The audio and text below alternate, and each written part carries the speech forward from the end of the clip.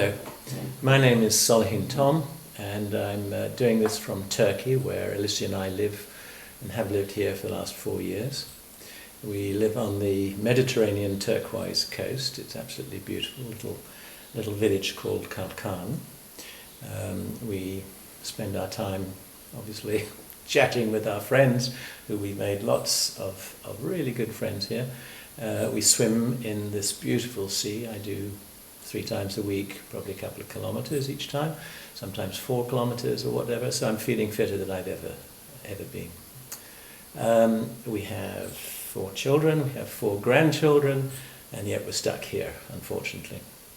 We're retired, which is rather nice, but actually I am doing Zoom courses on occasion. It's quite fun, it's rather difficult. It means that I have to work before I actually present, or work afterwards, after I've presented, because it is not a thing that I can wing, actually.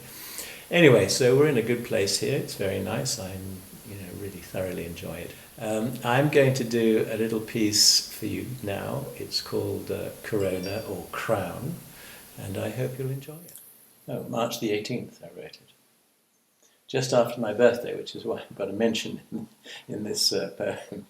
So, crown or corona, placed around the head of a martyred saint of pandemics and plagues, and fostered onto a named virus, even if its form resembles an old naval mine, whose portal into humans are ACE2 receptors, signal to those with hypertension, who use modern alchemy to inhibit angiotensin, or through receptor blockers, the fear associated with acute illness and death.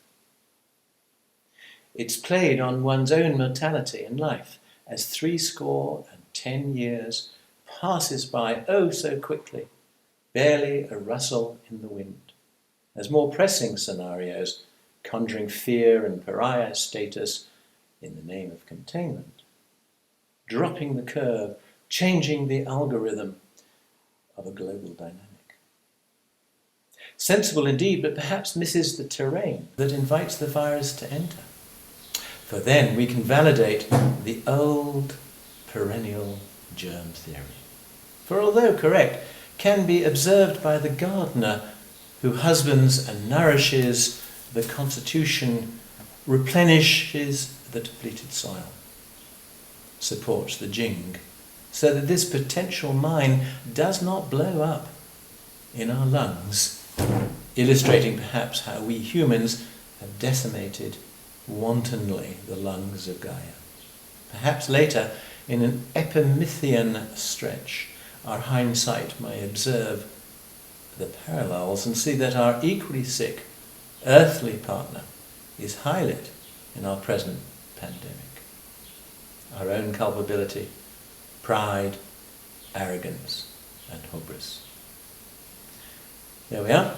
So, as I said, I wrote that in March. My thoughts and ideas are probably slightly different now, but nevertheless, we realised that it was a problem with the lungs, and now, of course, we know that in fact there's a blood vessel. It attacks the blood vessels, which of course is ubiquitous right throughout our body. So it's basically a sort of okay little poem, little ditty. Anyway, so I hope that you all come and listen to me on next Monday at 8 o'clock here in Turkey, which is 6 o'clock in the UK and 10 a.m. in the west coast of America. God knows what it's like in Australia, but you'll have to work that one out. Next Monday, I hope to see you all, and I'll look forward to seeing lots of faces on the screen. Bye-bye for now.